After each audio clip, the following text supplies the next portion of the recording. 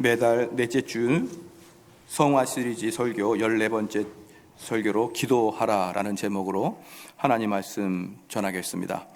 우리 성도들에게 있어서 기도에 대해서는 서론이라는 것이 아예 필요가 없는 것이죠. 서론이 필요가 없고 설명도 필요 없고 그냥 기도하느냐 안 하느냐는 본론부터 이야기를 하면 됩니다.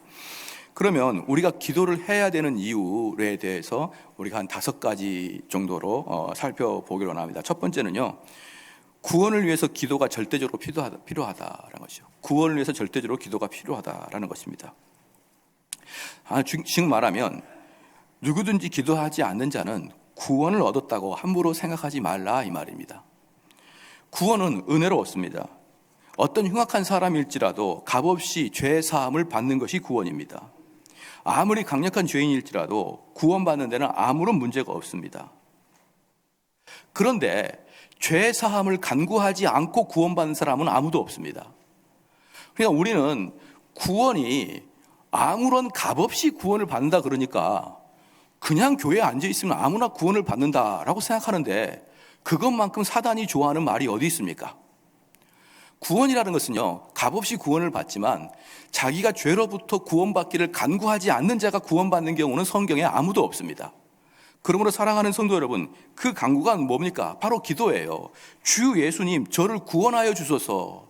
주 예수님, 제가 낫기를 원하나이다. 이 모든 것들이 구원과 연관되어 있는 문제들입니다. 그런데 이렇게 기도하지 아니한 자가, 성경에서 구원받는 자가 아무도 없는데 어떻게 우리 성도들은 기도하지 아니하면서도 불구하고 자기가 구원받은 성도라는 그런 착각하게 사는지 저는 이해를 할 수가 없는 것이죠.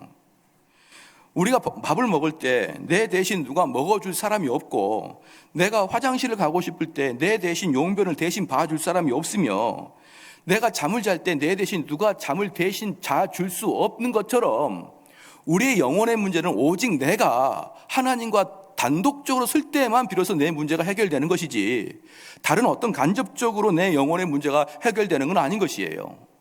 물론 우리 주변에 있는 사람이나 성도들이나 우리 부모님께서 우리들을 위해서 기도하는 건 너무나 좋지만 그것은 자기가 스스로 하나님 앞에서 기도하는 것과는 비교도 할 수 없을 만큼이나 작은 것입니다. 정말 중요한 것은 누군가가 나를 위해서 기도해 주는 게 아니라 내가 직접적으로 하나님께 기도하느냐의 문제인 거예요. 내가 직접 하나님과 1대1로 대면하고 있느냐, 바로 이 문제가 우리 성도들이 직접 기도하고 있느냐, 기도하고 있지 않느냐의 문제인 것을 믿으시기를 주의로 축원합니다. 기도하지 않는 사람이 하나님 없다고 마음먹는 것과 똑같습니다. 왜 그러냐 그러면 이론적으로는요, 우리가 성경에서 배우고 있는 하나님이 누구십니까? 모든 생로병사를 주관하신 분이 하나님이시지 않습니까? 나의 건강의 문제, 나의 영혼의 문제, 내 자녀의 문제, 우리 집안의 문제, 모든 것이 하나님 손에 달려있다는 것을 우린 이론적으로 알고 있지 않습니까? 그런데 그 생로병사를 주관하시고 전지전능하신 그 하나님에게 내가 기도를 하지 않는다, 나의 문제를 하나님께 아뢰지 않는다, 내 영적인 상태를 하나님께 고하지 않는다, 이건 뭘 의미하냐 그러면요, 이론적으로 알고 있지 실제로 믿지 않고 있기 때문에 그러는 거예요. 내가 정말 하나님 살아계시고 그 살아계신 하나님이 전지전능하신 분이고 그분이 내 아버지라 그러면 우리는 시도 때도 없이 그 하나님을 찾아가면서 하나님, 나 이런 게 부족합니다, 저 이런 것을 채워주십시오 라고 하나님께 기도하지 않겠느냐 이 말입니다. 그렇기 때문에 실질적으로 기도하지 않은 자는요, 사실 성도가 아닌 거예요. 다른 것들은 어떤 것이든지 우리는 성도처럼 살아갈 수가 있습니다. 성도도 살아갈 수 있지만 기도만큼 성도인지 아닌지 확실하게 분별할 수 있는 것은 사실 없는 거예요. 그럼에도 불구하고 우리는 하나님 없이 살아갈 수 없습니다, 하나님은 저의 모든 것입니다 라고 이야기하지만 아침부터 일어나서 저녁에 잠들기까지 하나님을 한 번도 진지하게 찾지도 아니하고요, 그 하루가 일주일 되고 일주일이 한 달 되고 한 달이 1년 됩니다. 아니 작년에 2018년 1년을 쭉 돌아보니까 내가 하나님과 정말 의미 있는 시간을 별로 갖고 있지 않았었던 거예요. 그런데 그게 1년이 금방 지나갑니다. 벌써 올해도 내가 하나님과 진지하게 1대1로 대면하지 않았었는데 그럼에도 불구하고 벌써 반이 지났어요. 이런 식으로 우리는 하나님 없이도 얼마든지 살 수 있는 것입니다. 하나님께 도움을 구하지도 않고도 우리는 얼마든지 살 수가 있는 존재가 바로 우리예요. 그렇기 때문에 우리의 영혼이 하나님을 갈망하고 있다는 것을 여러분 착각하고 있으면 안 됩니다. 우리는 하나님 없이도 살아갈 수 있는 거예요. 우리는 하나님 없이 살아가는 게 그냥 자연스럽고 편안한 것이잖아요. 그렇기 때문에 우리는 기도를 안 하는 것입니다. 사랑하는 성도 여러분, 기도는요, 내가 힘들어서, 내가 게을러서, 내가 지금 좀 더 덜 갈급해서 기도를 안 하는 게 아니고요. 기도를 안 하는 근본적인 이유는 하나님을 믿지 않기 때문에 기도를 안 하는 거예요. 그렇기 때문에 기도의 첫 번째는요, 구원받은 사람들의 절대적 기준이 바로 기도인 것이기 때문에 이 기도가 얼마나 중요한 것이냐 이 말이에요.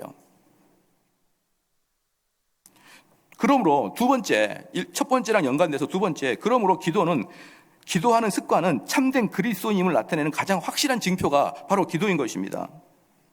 어린 아이가 태어나자마자 제일 먼저 하는 것이 숨을 쉬고 응애하고 울듯이 사람이 거듭나면 제일 먼저 하는 것이 기도인 거예요. 자, 이것이 다른 말로 뒤집어 버리면요, 엄청나게 무서운 말이 됩니다. 기도하지 않은 자는 거듭나지 않은 자라는 것이죠. 기도하지 않은 자는 거듭나지 않은 자가 아닌 것입니다. 내가 새로운 피조물로 되는 순간에 제일 먼저 내 입에서 하고자 하는 말이 무엇입니까? 그 하나님을 나의 아버지라고 외치는 그 목소리가 내 심령 속에 깊이 들어가 있는 것입니다. 사랑하는 성도 여러분, 그래서 우리는 내가 정말 하나님이 내 아버지인 것을 진심으로 여러분이 고백하고 믿는다 그러면 그 하나님을 항상 아버지라고 우리는 고백을 하고 그분을 찾게 되는 것이지요. 거듭난 사람만이 기도한다라는 거 대단히 중요한 말인데요. 왜 그러냐 그러면요, 거듭나지 않고 무엇이든지 우리는 다 할 수 있습니다. 예를 들어서요, 우린 거듭나지 않고 교회 봉사할 수가 있어요. 거듭나지 않고도 전도할 수 있습니다. 거듭나지 않고도 어떤 것도 다 할 수 있어요. 교회에서 이루어지는 일을. 그렇지 않습니까? 그리고 내 마음속에 별로 좋지 아니하는 마음으로 얼마든지 설교를 만들어낼 수 있습니다.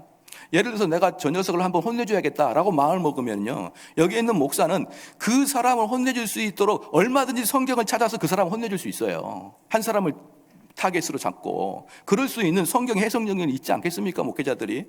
그렇기 때문에 좋지 아니하는 마음, 불합리하는 마음으로도 설교를 할 수가 있습니다. 또는 내가 책을 씁니다. 내가 책을 쓴 이유는 뭐냐면 저 홍길동이라는 사람을 내가 이겨먹어야지라고 책을 쓸 수 있는 거예요. 제가 이렇게 썼으니까 난 반박해야지, 내가 더 좋은 걸로 책을 써야지 하면서 얼마든지 신학서적이고 신앙서적을 쓸 수가 있는 것입니다.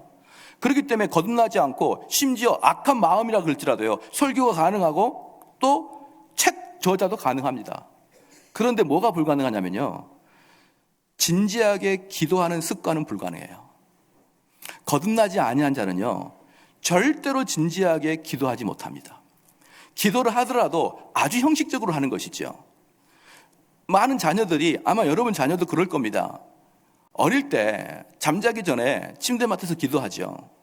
침대에서 기도하는데 그 기도가 참된 기도냐? 그렇지 않죠. 왜 참된 기도가 아니냐 그러면요, 그들은 그 기도 속에 정확하게 뭐가 하나 빠졌냐 그러면 간절함이 빠져 있어요. 간절함이 없는 기도는 모든 게 립싱크입니다. 모든 게 형식이고 모든 게 위선이에요. 그렇기 때문에 자녀들이 아무리 저는 근데 그것을 적극적으로 하라고 하는 이유가 뭐냐면, 그래도 기도의 습관을 기르기 위해서는 그게 좋은 거예요.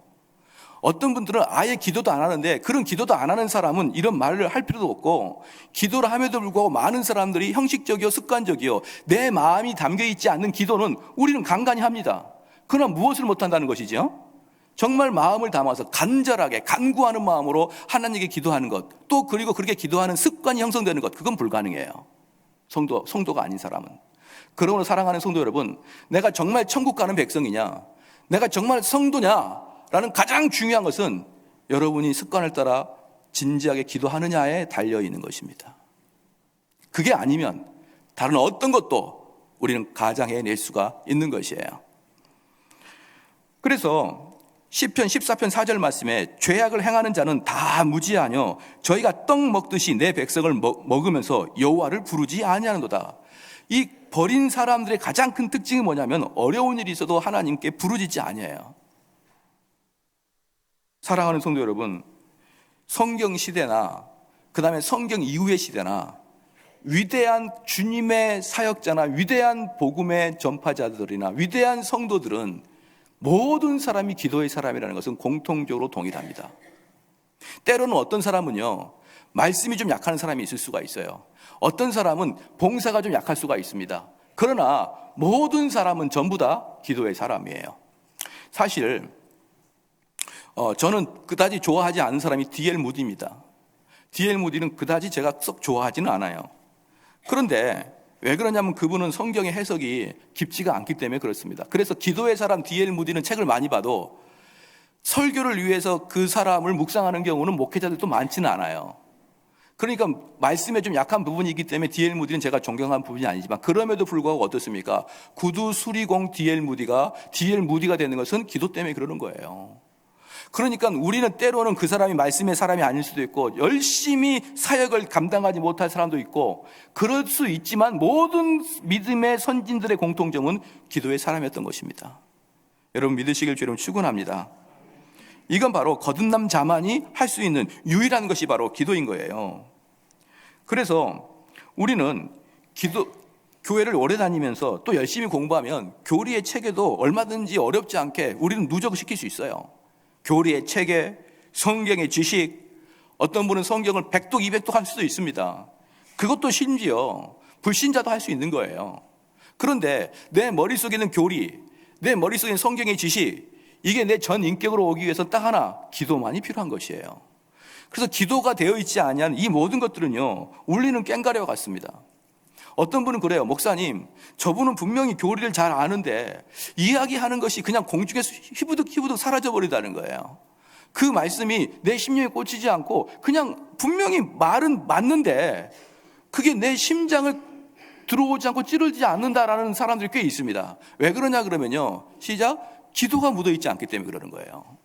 그래서 스펄전 같은 경우는 뭐라고 기도했다고 제가 언젠가는 말씀드렸는데, 설교 단상에 올라오기 전에 스펄전은 항상 그렇게 기도했습니다. 내가 준비한 이 말씀이 성령의 유효한 역사로 말미암아 모든 사람의 심령에 찍히기를 원합니다. 이렇게 스펄전은 항상 기도했던 거예요. 자, 이 기도의 그 핵심이 뭐가 있냐 그러면, 제가 설교는 준비한 건 열심히 준비할 수는 있어요. 그런데 그게 사람들의 심령에 깊이 박히는 것은 성령의 역사가 있어야지만 박히는 것입니다. 그렇기 때문에 어떠한 박사고 어떠한 교수고 어떠한 학문을 깊이 연구한 신학적으로 탁월한 자랄지라도요, 기도하지 아니한 자들의 설교는요, 울리는 꽹과리와 비슷합니다. 그러나 사랑하는 성도 여러분, 성령께서 그 말씀을 사용하는 그 말씀은요, 결코 공짜로 돌아오는 법이 없어요. 그냥 헛되이 사라지는 법이 없습니다. 어떤 누군가의 심정에 쭉 찔려서 그 심령이 그리스도에 끌려 나오는 그런 유한 역사가 바로 기도의 역사인 것을 믿으시길 주님 축원합니다. 교회 보면은, 어떤 교회 가면은요, 그런, 요즘은 좀 모르겠습니다만 제가 한참 한국 교회에 대해서 좋지 않은 시각을 가지고 있을 때 이 한국 교회를 보면은 뭐가 있냐면은 어느 교회 가면 777 이렇게 써요. 777. 그 777이 뭐냐 그러면 스미끼리가 아니에요. 그 777은 뭐냐 그러면은 70명의 선교사, 700명의 리더, 7,000명의 성도, 이 구호입니다. 이 구호. 어떤 데는 333이에요. 333은 뭐냐 그러면요, 한 명이 새벽 전도해서, 그렇죠?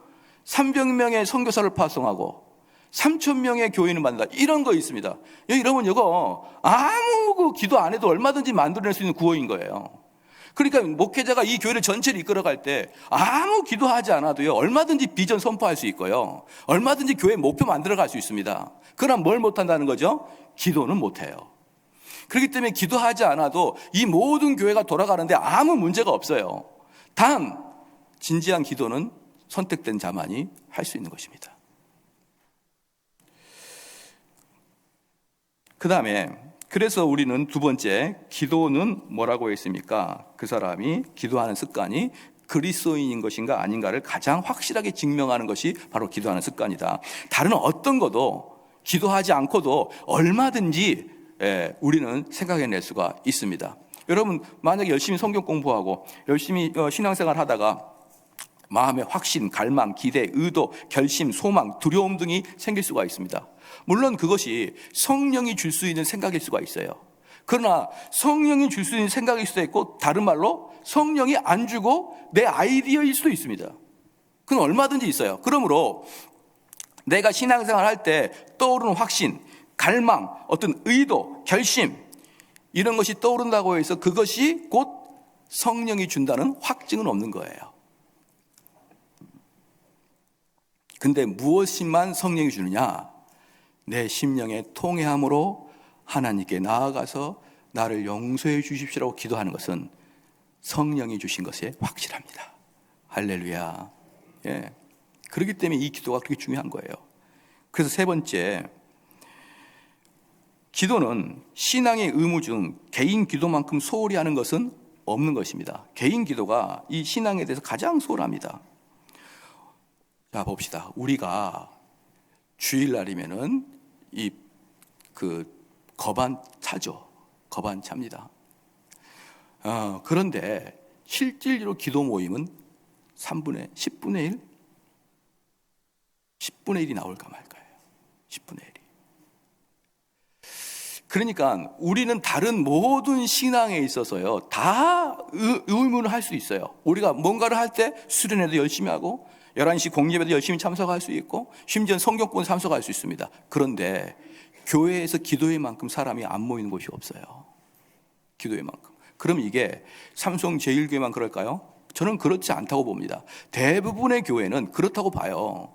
다른 모든 그 집회와 모임은 사람들이 참석할 수 있지만 꾸준히 오랫동안 하는 기도의 모임은요, 절대로 참석하기 어렵습니다. 그렇기 때문에 지금 이런 모습은 우리 때만이 아니라 이미 옛날에도 그랬기 때문에 청교도도 뭐라고 그랬냐면 기도의 의무가 가장 소홀하다 그랬어요. 기도의 의무가. 참 재밌는 게 뭐냐면 한번 봅시다. 매일매일 살아가는데 기도 한번 하지 않고 살아가죠. 그러면 내가 문제가 별로 없어요. 그래도 그렇게 하루하루 지나가 일주일 동안 살았는데 아이고 일주일을 오늘 돌아보니까 지난주 월요일부터 토요일까지 제대로 하나님께 기도한 적이 없어요. 그렇게 한 달이 갑니다. 그렇게 1년이 가요. 놀라운 것은 우리는 하나님을 우리 아버지로 부르며 찾지 않아도 아무런 문제 없이 살아갈 수가 있어요. 이게 얼마나 두려운 일입니까? 그리고 정말 이제 기도를 해야겠다. 그럼 어떻게 돼버리냐면요, 정말 어색해요. 이거 뭐랑 똑같냐 그러면 처음 본 사람을 만났을 때에 같이 식사를 자리를 잡았을 때, 그 앞에서 뭔가를 말을 해야겠는데 집이 어디세요? 이렇게 물어보는 것은 대화를 하자는 거거든요. 앞에 있는 사람에게 식사를 하면서 내를 좀 이분은 처음 만났는데 대화를 해야 되는데 뭘 할까? 그래, 집이 어디세요? 물어보니까 그 상대자가 영등포요. 그리고 아무 말도 안 해요. 그럼 또 밥을 먹다가 내가 또 이분한테 무엇을 이야기할까? 자녀는 있나요? 다 출가했어요. 자, 이제 그렇게 이야기하는 어색함이 시간이 끌어든 다음에 여러분 딱 사라질 때 얼마나 그 시간이 불편합니까? 그렇잖아요. 엘리베이터 탔을 때 왜 여러분은 그 보지도 않던 숫자를 계속 보는 거예요? 숫자만 쳐다보는 이유가 뭡니까? 어색해서 그러는 거잖아요. 평상시에는 숫자를 안 보고 있다가 엘리베이터 타면 숫자를 보는 거예요. 그건 어색해서 그러는 거잖아요. 그런데 문제는 뭐냐 그러면은 우리가 하나님께 나와서 기도하는 게 그렇게 어색해요. 그렇기 때문에 내가 정말 친한 사람, 내가 사랑하는 사람하고 만날 때는 그렇게 와가지고 사람들과 대화를 나누고 그렇게 하는데 실제로 우리가 하나님께 나가서 기도할 때는 그렇게 어렵습니다, 여러분. 그렇게 어려워요. 사랑하는 사람과 만났을 때는 어떻습니까? 1시간이요, 2시간이요, 그렇게 좋은 시간을 가져요. 내가 지나가는 길에 잠깐 들렸는데 내가 1시간만 있다 갈게. 벌써 1시간이 갔네. 이러는데 기도할 때는 아직도 5분이 안 지났네. 이러는 거예요. 난 분명히 뭔가 진지하게 기도했다고 생각하는데 시간이 안 지나는 겁니다.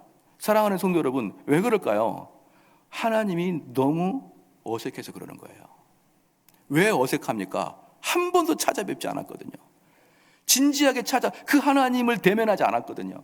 그냥 형식적으로 기도했고 아예 기도를 안 하거나 형식적으로 했거나, 그렇기 때문에 진짜 그 하나님 만나려고 하는 게 그렇게 어색한 것입니다.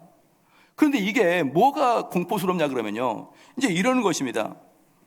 만약에 우리 성도들이 이러는 것이에요. 성도들이 권투를 보면은 이런 게 모습이 있습니다. 권투를 보면은 그 사람들이 복싱을 할 때 어떤 사람이 턱을 세게 맞았어요. 그럼 턱을 세게 맞는 순간 이 사람이 이제 정신이 혼미해지는 거죠. 정신이 혼미해지는데 놀라운 게 뭐냐면 그럼에도 불구하고 그 무의식 상태에서 몸이 피하면서 손이 나가요. 몸이 피하면서 손이 나가는 것입니다. 왜 그러냐 그러면 그 사람은 링 위에 올라오기 전에 이미 몇 개월 동안 매번 똑같은 훈련을 했기 때문에 그래요. 그래서 그 훈련이 머리로, 눈으로 보고 머리로 판단해서 몸이 움직이는 게 아니라 그냥 몸 자체에 그렇게 움직이는 그냥 시스템이 돼버린 거예요. 그러니까 이 사람이 정신이 있건 없건, 정신이 그냥 혼미해지건 말건 간에 그냥 그 싸울 때 보면은 프로 선수들은 그 자체적으로 몸이 흐느적거리는 것입니다. 사랑하는 성도 여러분, 그렇게 되기까지 이 사람은 얼마나 많은 훈련을 했겠냐고요. 그렇게 되기까지 이 사람은 얼마나 많이 피땀 흘리는 그런 노력을 했겠냐 이 말이에요. 그런데 이 사람이 훈련을 언제 하냐 그러면 평일 때 훈련하고, 그리고 그 훈련의 결과는 언제 드러나냐 그러면 링 위에서 혼수 상태에 들어갈 때 드러나는 거예요. 평일 때 평범할 때는 훈련하고, 우리가 지금 링에서 급박한 상태, 모든 것이 나를 보살펴 줄 수 없고 오직 나 혼자 그 링 위에 섰을 때에 나를 지켜줄 수 있는 것은 내 몸에 내재되어 있는 그 훈련의 흔적들이 나를 지켜주는 것입니다. 그런데 이게 문제가 뭐냐 그러면요, 기도하자 그러면 사람들이 뭐라고 속으로 생각하냐면 나는 지금 아직 위급할 때가 아니니까 나는 지금 기도를 좀 열심히 안 해도 됩니다, 이렇게 생각을 해요. 목사님이 이야기 안 해도 내가 정말 위급하면 내가 기도할 거예요. 근데 지금은 그렇게까지 기도할 수 있는 그런 건 아닙니다 라고 생각하는 거예요. 그렇잖아요. 그런데 사랑하는 성도 여러분, 우리가 평상시에 기도에 훈련하지 않으면요, 정말 위급할 때는 절대로 기도 안 나옵니다. 이게 바로 마귀가 속이는 거예요. 마귀는 지금 우리를 여전히 나는 기도할 때를 기다리지만 나는 하나님을 사랑하고 하나님이 살아계시는 믿어, 그리고 나는 모든 문제를 있을 때 하나님께 향해서 기도할 건데 현재 지금의 문제는 내 혼자도 해서 해결할 수 있어라는 그런 마음이 있기 때문에 기도하지 않는 거예요. 그런데 문제는 뭐냐 그러면 정말 여러분이 정신을 못 차릴 때가 오면은 기도하지 않고 전화기부터 듭니다. 기도하지 않아요. 그리고 그때 기도할 때, 하나님이라고 그때 기도할 때 하나님이 나와 함께 있다는 느낌도 안 들고 내 기도를 들어줄 것 같지도 않고 내 기도는 그냥 허공에 담배 연기 흩날리듯이 흩날릴 것 같기 때문에 그 1분 1초 촉박한 시간에 기도하고 앉아있느니 변호사 만나고 사학과 만나는 게 훨씬 빠르다고 생각해요. 여러분 이해가 되시죠? 그렇기 때문에 진짜 어려움 당할 때는 기도 못합니다. 근데 더 큰 문제는 뭐냐 그러면 정말 혼수 상태에 빠졌을 때 여러분의 임종 직전에는 여러분이 그때야 느껴요. 아, 내 옆에 하나님이 안 계시구나. 내가 지금까지 하나님과 동행한 게 아니었구나. 그때 느끼는데 그때도 기도를 못하기 때문에 뭐라고 표현하냐 그러면 목사님이 좀 와서 기도해 주십시오 그래요. 자기가 기도를 못하고. 너무 어색해요. 그 하나님 찾는 게 너무 어색하고 너무 이상하고 내 주변을 아무리 돌아봐도 내가 지금까지 교회를 다녔는데 그 하나님은 흔적도 없습니다. 그리고 공포 속에 죽어갑니다. 여러분 아마 그 사람은 저 세상에 갈 때 우리 주님이 그를 맞이하지 않을 거예요. 사랑하는 성도 여러분, 그렇기 때문에 이 기도는 너무너무 중요합니다. 너무너무 중요한데 너무 소홀히 여기고 있어요. 넷째입니다. 넷째는 이 기도는 그러므로 우리에게 큰 위로를 줍니다. 큰 위로를 주는데 이 기도하는 이 습관은 우리에게 말할 수 없는 평안을 주는 것이죠. 왜 그러냐 그러면 우리의 모든 문제의 해결책은 살아계신 하나님의 손에 다 있기 때문에 그러는 것입니다. 하나님의 살아계신 손에 다 있습니다. 아무리 무가치한 자라도 하나님께 나아가는데 걸리적거림이 없습니다. 아무리 죄를 강하게 진 자라도 내가 예수 그리스도의 십자가의 보혈의 힘을 의지하여 하나님께 나갈 때는 아무런 문제가 없습니다. 여러분 동의하십니까? 내가 기도하게 되면은 우리 예수님이 하나님 보좌 우편에 앉아 계셔가지고 내가 기도하게 된다 그러면 이 별로 의미도 없는 기도, 정말 기도를 못해요. 예컨대 뭐 기도를 해봐야 맨날 기복적인 기도만 하는 겁니다.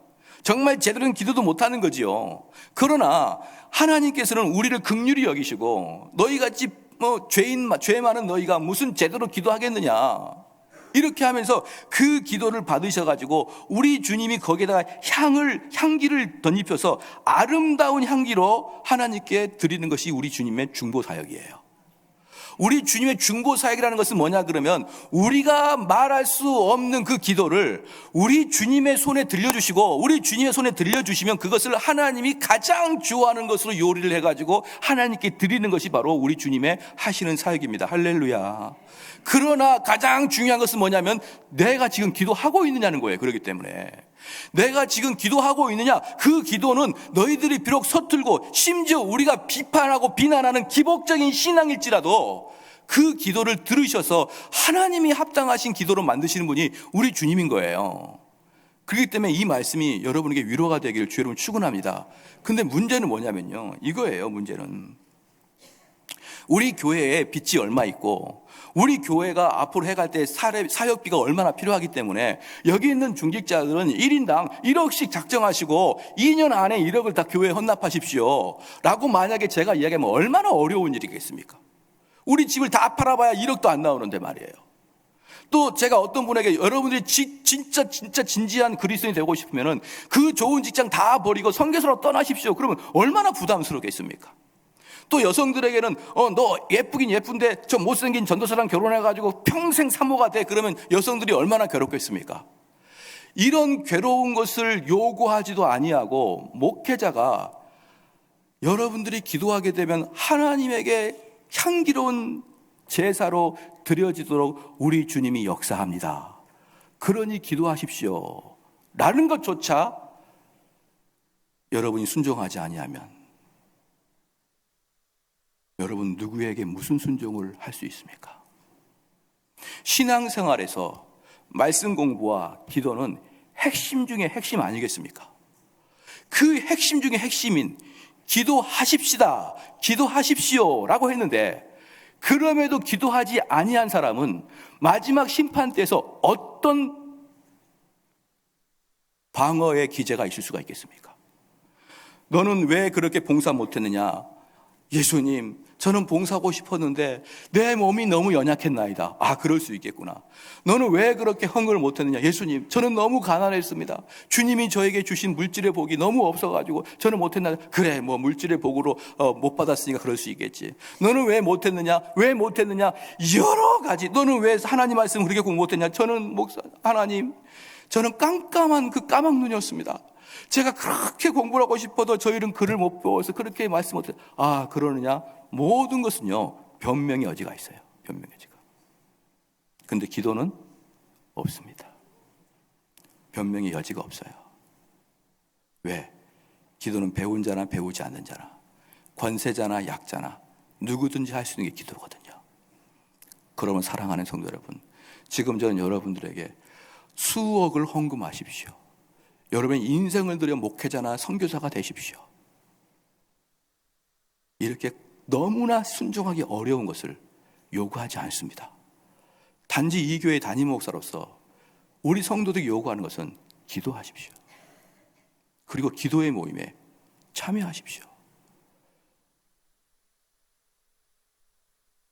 그리고 이 말씀조차 너무나 합리적이고 너무나 합당하고 목회자가 순종을 요구하는 너무나 합당한 것조차 순종을 못한다 그러면 여러분 정말 순종할 수 있는 거 아무것도 없습니다.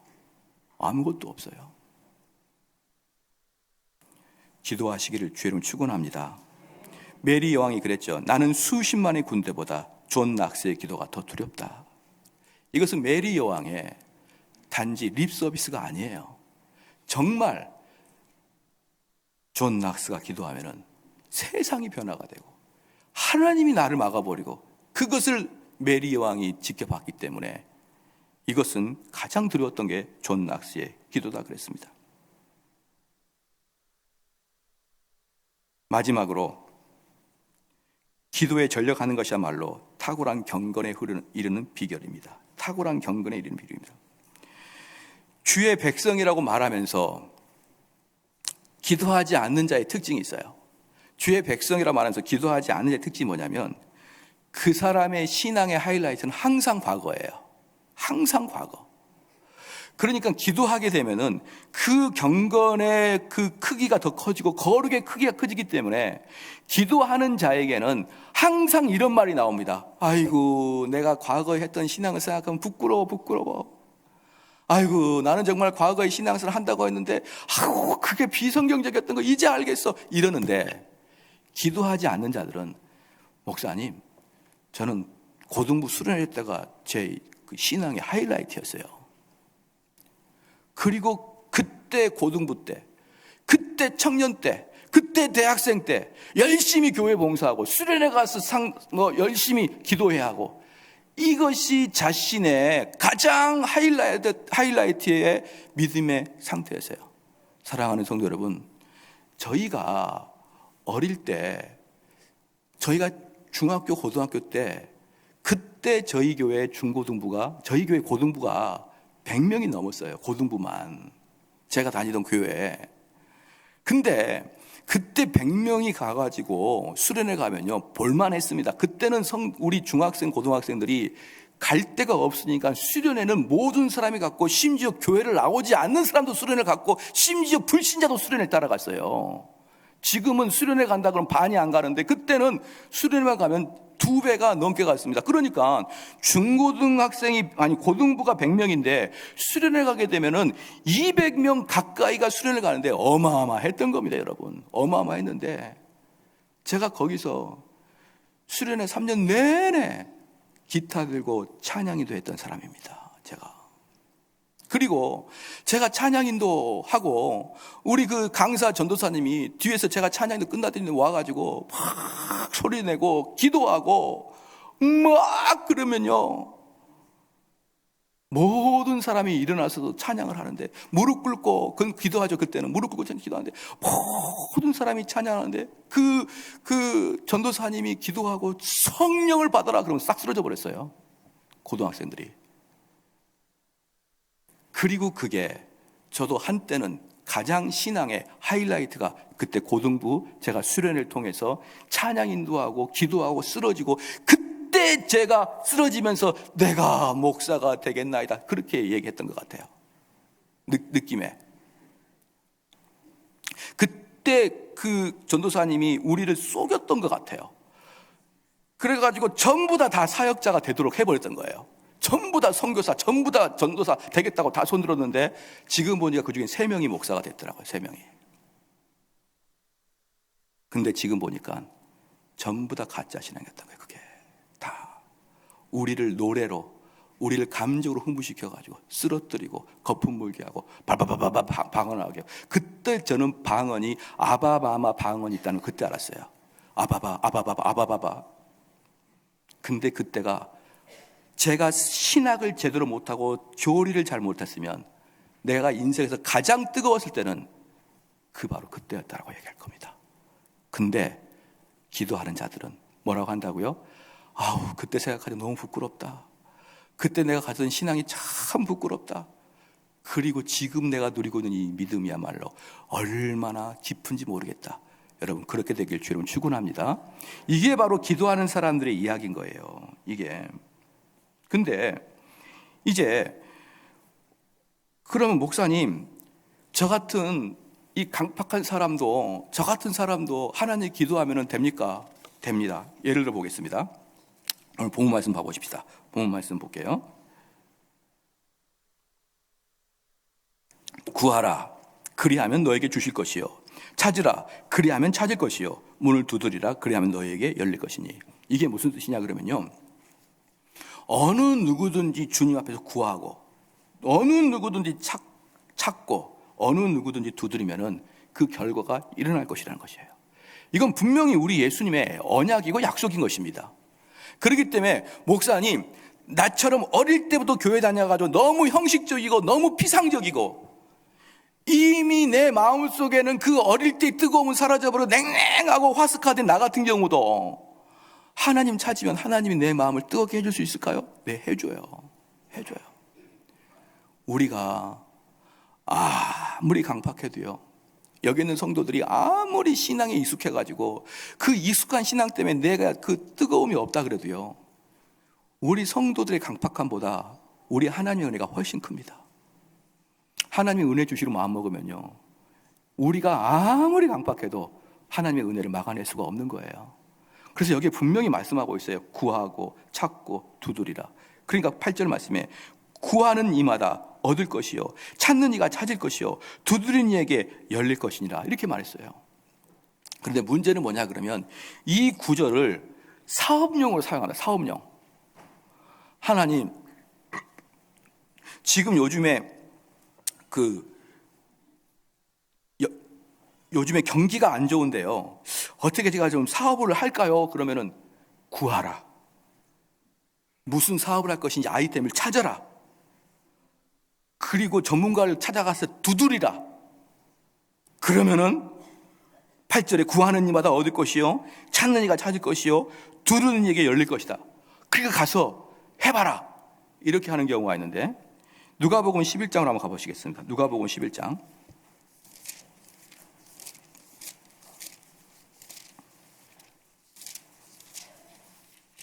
누가복음 11장입니다.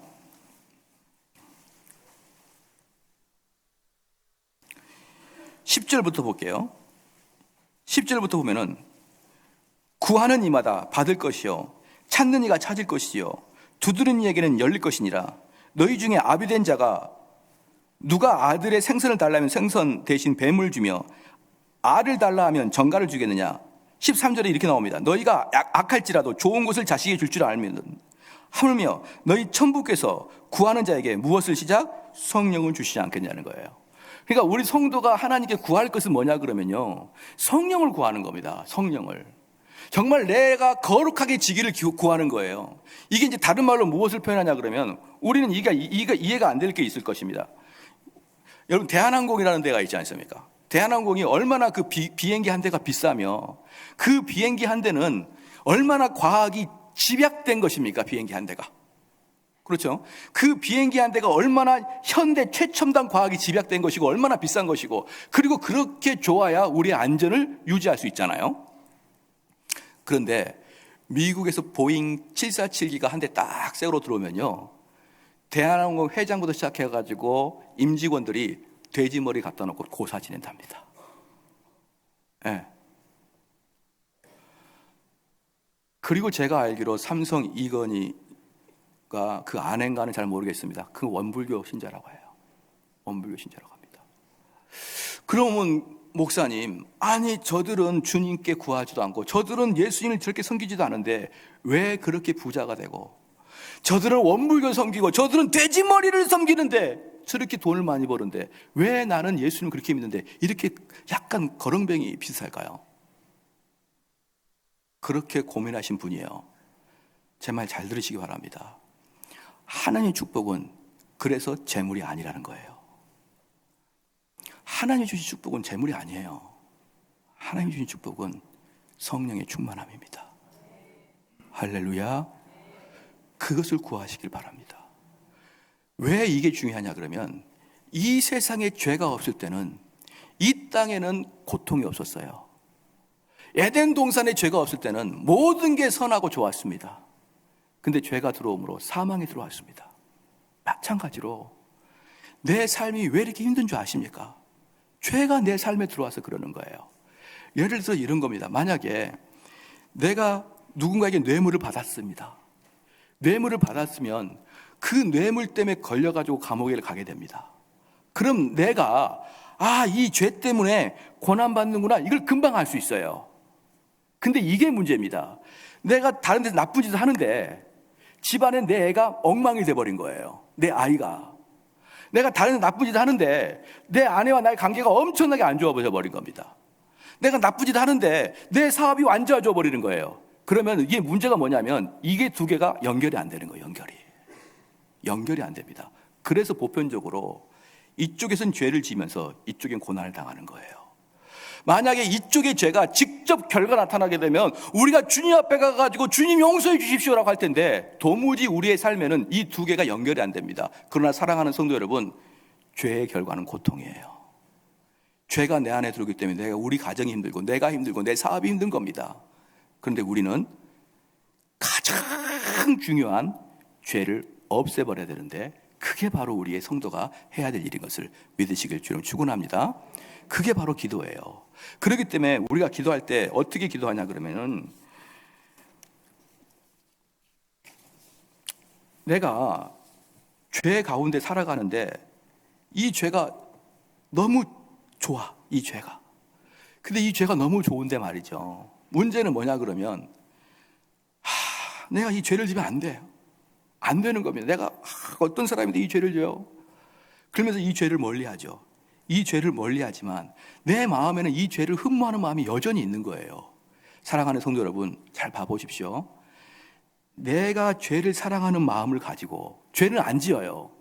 여러 가지 이유 때문에 짓지 않습니다. 내가 죄를 사랑하는 마음을 가지고 여러분이 주님 옆에 나와 기도 안 됩니다. 안 돼요. 죄를 짓지 않아도 죄를 사랑하는 마음만 가지고 있어도요, 내가 주님 앞에 진짜로 죄를 멀리하게 해달라고 기도가 안 됩니다. 그러면 사랑하는 성도 여러분, 내가 밤낮으로 기도할 것은 하나님, 이 죄를 나로부터 혐오스럽게 하여 주시옵소서. 이 죄가 혐오하게 해 주십시오. 내가 이 죄를 다시는 보지 아니하게 해 주십시오. 또 그 다음에 내가 이 세상 살아갈 때 이 세상의 욕망을 그대로 성취를 하고 살아가고 싶어요. 이 세상에서 성공 출세하고 싶고 이 세상에서 모든 걸 갖고 싶은 그런 욕망을 가지고 살아가면서 내가 하나님 전에 가서 하나님이여 내가 이 세상을 대적하고 살아가게 하여 주십시오. 기도 안 됩니다. 이게 기도. 그래서 우리가 진지하게 하나님의 마음에 합하게 기도를 못한 이유가 뭐냐 그러면요, 그 기도자에 들어가지 못하도록 내 마음이 이미 세상과 죄를 사랑하고 있기 때문에 우리는 하나님께 기도를 못하는 거예요. 그렇기 때문에 많은 사람들은 죄를 선택하고 죄의 길로 가지 하나님의 기도의 자리로 나오지 못하는 겁니다. 여러분, 저는 이런 모습을 우리 교인들에게서 발견할 때마다 너무나 마음이 아픕니다. 그렇게 살아가는 것은 헛급대기의 인생이야. 우리는 머지않아 죽습니다.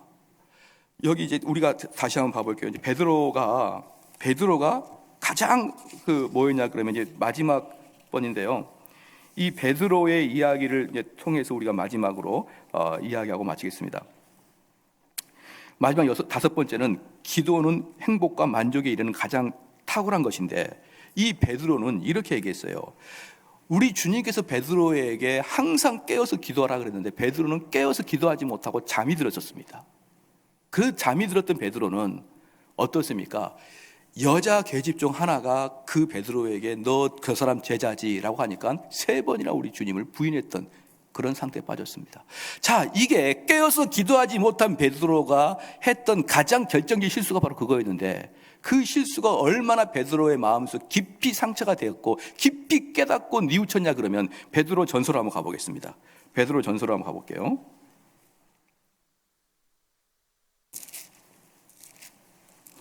베드로전서 4장입니다. 베드로전서 4장.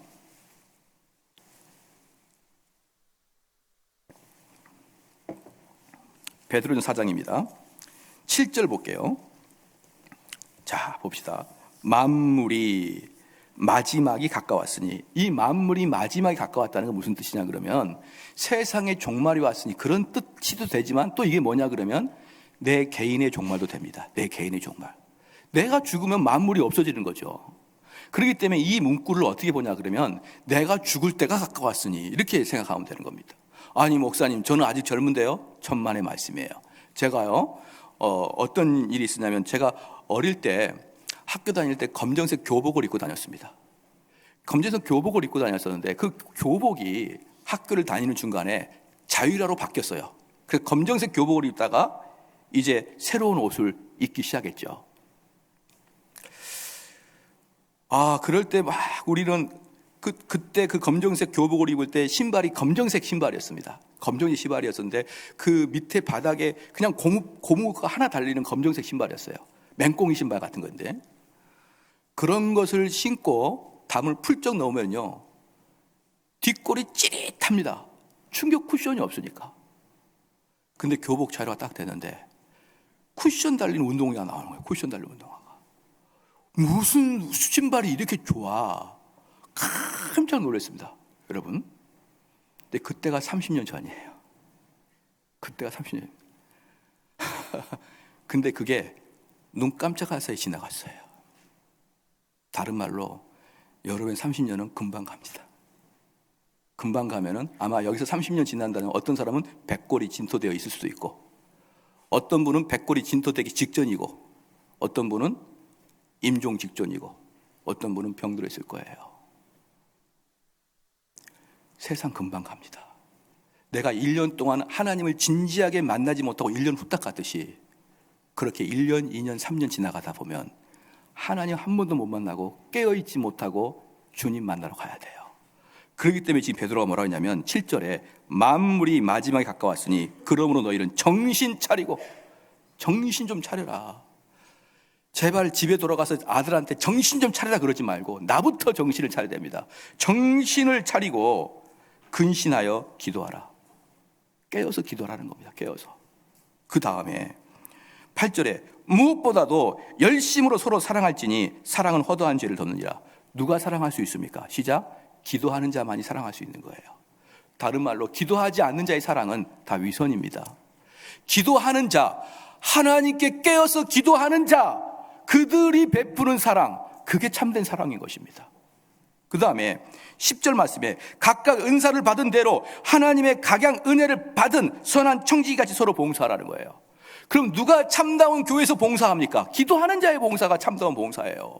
그리고 기도하는 자의 참다운 봉사는 뭐냐 그러면 내 힘으로 하지 아니하고 나의 속에서 역사하시는 성령의 역사로 봉사를 하기 때문에 그 사람들의 봉사는 시간이 가도 지치지 아니하고, 봉사를 하다가 상처를 받아도 상처받지 아니하고, 그렇게 왜 내가 봉사하는 게 아니라 내 안에 성령이 좋은 마음으로 봉사하게 하니까. 할렐루야. 11절 말씀에 그게 나옵니다. 11절 말씀에 만일 누가 말하려면 하나님의 말을 하는 것 같이 하고, 그렇기 때문에 교회에서 말할 때도 그냥 세상 이야기 하는 게 아니라 무슨 이야기를 하는 것입니까? 꼭 예수님처럼 이야기하는 거예요. 옆 사람에게 이야기할 때는 예수님처럼, 누가? 거듭난 자가, 어떤 자가? 기도하는 자가. 성도 간의 교제하라니까, 봐봅시다. 여기요. 성도 간의 교제하라 그러니까 차를 타고 설악산, 경포대 이런 데 가서 특산물 먹고, 그게 무슨 성도 간의 교제입니까? 그냥 그것은 중년들의 교제죠. 그런 것이 교제가 아니에요. 교제는 뭐냐 그러면 서로 말할 때 주님이 말하듯이 말하는 게 교제인 것입니다. 그건 누구만 할 수 있는가요? 거듭난 자만이 할 수 있는 거예요. 거듭난 자만이. 그 다음에 11절 봅시다. 만일 누가 말하려면 하나님의 말을 하는 것 같이 하고, 누가 봉사하려면 하나님이 공급하시는 힘으로 하는 것 같이 하라. 이는 범사에 예수 그리스도 말미암아 하나님이 영광을 받으시게 하려 함이니 그에게 영광과 권능이 세세 무궁토록 있느니라. 아멘. 사랑하는 성도 여러분, 이 마지막에 세세 무궁토록 있느니라 아멘 했죠. 이것의 시작이 뭐냐 그러면 깨어 기도하라예요. 이 모든 것의 시작은 기도하여야 합니다. 말씀의 결론을 맺겠습니다. 여러분, 우리 성도들은 기도를 해도 안 해도 여러분 인생 살아가는데 아무 부족함이 없어요. 아무 부족함이 없습니다. 기도, 지금부터 정말 제 말이 진짜인지 아닌지 증거하려면 지금부터 시작해가지고 1년만, 딱 1년만 식기도 잠자기 전에 아무 기도하지 말고 살아보십시오. 아무 기도하지 말고. 그래도 아무 이상이 없으면 제 말을 동의해 주십시오. 어떻게? 기도 없이 살구나. 근데 그러기 때문에 우리 성도들도 기도 없이 살 수 있다 이 말이에요. 그러나 그의 영혼은 죽어버립니다. 왜? 숨을 쉬지 않으니까. 그의 영혼은 죽어서 몸뚱아리로만이라도 얼마든지 살아갈 수가 있는 게 우리의 인생이에요. 그렇기 때문에 저는 여러분에게 경각심을 심어주고자 하는 것은 뭐냐면, 기도 안 해도 성도처럼 살아갈 수 있다고 착각할 수 있는 거예요. 얼마든지. 근데 실질적으로 기도하지 않는 자는 성도 아닙니다. 실질적으로 기도하지 않는 자는 천국 못 갑니다. 마지막에 여러분들 임종을 앞에 두고 그때 보십시오. 주님이 여러분 옆에 있는지 없는지. 주님과 함께 동행했다고 생각하는데 그 동행했던 분이 옆에 계신지 안 계신지 그때 경험해 보시란 말입니다. 그 날이 오기 전에 시대가 가까웠으니, 종말이 가까웠으니, 우리가 살 날이 얼마 남지 않았으니, 이 시대가 악하니 우리는 시대를 아껴야 됩니다. 세월을 아껴야 되는 거예요. 그래서 기도하는 자가 되시기를 주의 이름 축원합니다. 같이 한번 기도하시겠습니다. 오늘 말씀을 붙들면서 우리는 형식적인 기독교인이 되면 얼마나 불쌍한 일입니까? 일평생 살아가면서 신앙생활을 했다고 생각하는데 나의 주인이 주님이 아닌 거예요. 이러한 헛된 신앙생활을 하지 아니하고 진지한 신앙생활을 할 수 있게 하여 주십시오. 내가 주님을 나의 주인으로 섬기는 자가 되게 하여 주셨고 어느 곳에서나 기도의 자가 되게 하여 주십시오. 우리가 한번 기도하시겠습니다.